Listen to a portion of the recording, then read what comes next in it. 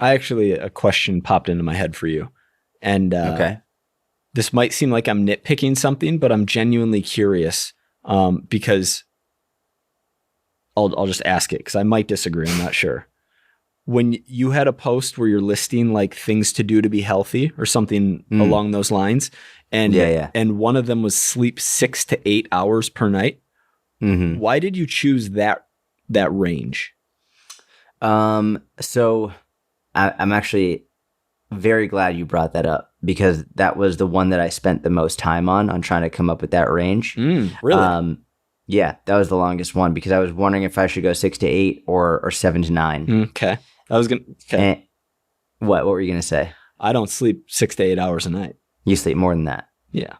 Did I say 6 to 8 or at least 6 to 8? I thought I said at least. Maybe you did. Let me just double check real quick. I said sleep at least 6 to 8 hours a night. Cool. So it wasn't like if you're sleeping more than that, then it's bad. Mm-hmm. It was at least 6 to 8. And I spent probably like a few minutes deciding between 6 to 8 or 7 to 9 because realistically, there's no question that getting 6 hours is not as good at getting 7 hours. Mm-hmm. 7 hours is better than 6 and 8 hours is better than 7. Mm-hmm. After that, there seems to be a little bit of a point of diminishing returns. Mm-hmm. And then there's actually negative effects from sleeping too much where you lose out on movement, you lose out on interaction. Mm-hmm. If you're sleeping 12, 13 hours a day, like you've got a real fucking problem. But I went with 6 probably, and by probably definitively, because of my more recent situation with having a child, and also understanding like it's the having a child coupled with also running a business and knowing that sometimes when you're building a business, you're not going to be able to sleep as much as you want to be able to for optimal health.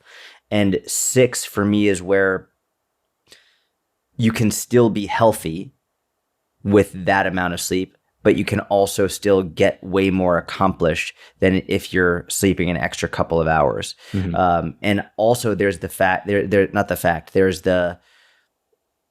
the understanding that many people will feel like a failure as soon as they hear that they're not getting enough. Mm-hmm. And so whether it's a mother who follows me who has 3 kids and is like she's only able to get 6 at most, if I say you have to get at least 7, she's going to feel like, well, I'm a failure. And like that's the last thing I want to promote. Mm-hmm. Even though physiologically it would be better for her to get 7, I also know it's not possible for you to get at least 7 right now.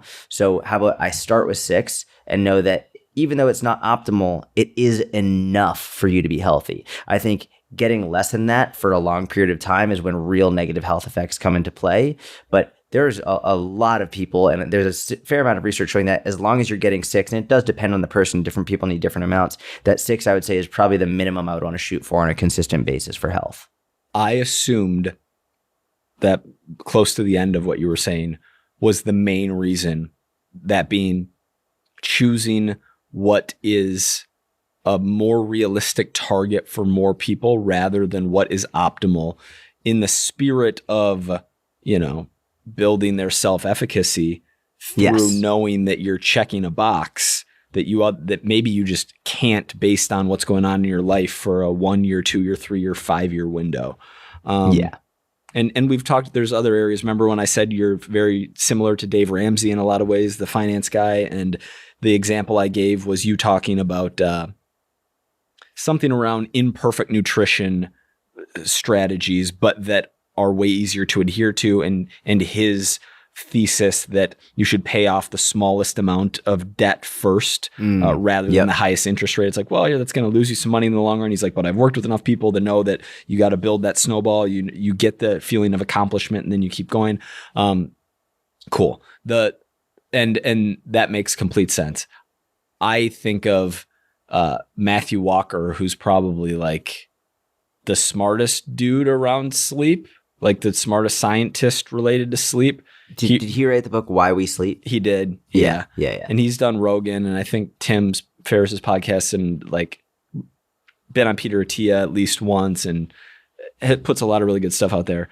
And there was a viral YouTube short that was the percentage of the population who can something like like function, the percentage of the population who can function on 6 hours of sleep every night consistently,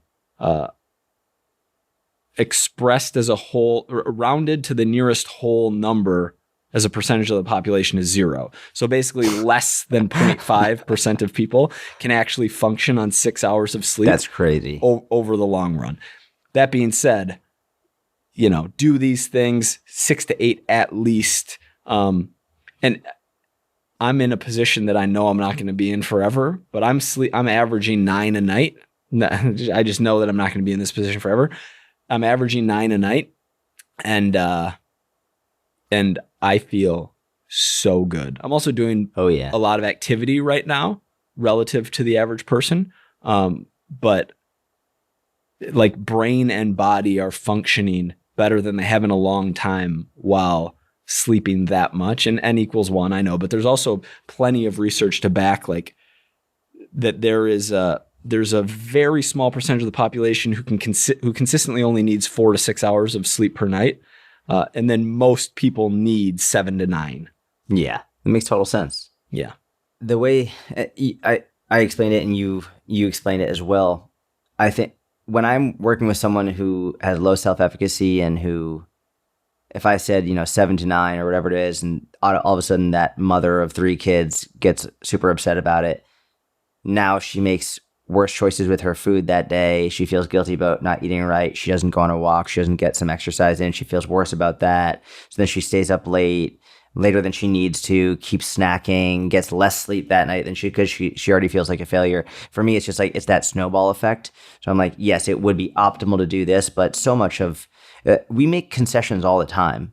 Like all the time in life, yeah, this would be optimal, but optimal isn't always best or isn't always feasible, and something is better than nothing. So that's where I'm coming from when I'm saying get at least this, because that's the lowest I'm willing to go without seriously compromising health, even though I don't think it is anywhere near optimal. Yeah, it makes I get for the people who could get more but simply don't because they love life. They like being awake. They like doing things. They'd rather play an extra hour and a half of video games before bed. But whatever the reason, there are a lot of benefits to get to going from 6 to 7.5 in terms of like appetite regulation, in terms of, I actually don't know definitively on the hormone side how much it matters.